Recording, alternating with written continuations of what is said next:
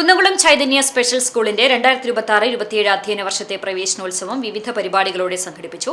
അധ്യാപകരും വിദ്യാർത്ഥികളും ചേർന്ന് പ്രാർത്ഥന ആലപിച്ചതോടെയാണ് ചടങ്ങുകൾ ആരംഭിച്ചത്. പ്രവേശനോത്സവത്തിന്റെ ഭാഗമായി കുട്ടികളെ കളഭം തൊട്ട് സ്വീകരിച്ചു. നഗരസഭാ വൈസ് ചെയർമാൻ പി.ജി. ജയപ്രകാശ് പ്രവേശനോത്സവം ഉദ്ഘാടനം ചെയ്തു. ബാലസഹായ സമിതി പ്രസിഡന്റ് അജിത് എം ചീരൻ അധ്യക്ഷത വഹിച്ച ചടങ്ങിൽ നഗരസഭാ വിദ്യാഭ്യാസ കലാകായിക സ്ഥിരം സമിതി അധ്യക്ഷയും കൌൺസിലറുമായ ആർഷ ജിജു, ആരോഗ്യകാര്യ സ്ഥിരം സമിതി അധ്യക്ഷ Misha Sebastian, councillor Sreejith Aven, school principal Lissy NJ, AS. Girish Kumar, Benson Vinson എന്നിവർ സംസാരിച്ചു. ഉദ്ഘാടനത്തിന് ശേഷം നഗരസഭാ വൈസ് ചെയർമാൻ പി.ജി. ജയപ്രകാശ് കുട്ടികൾക്ക് മധുരം വിതരണം ചെയ്തു.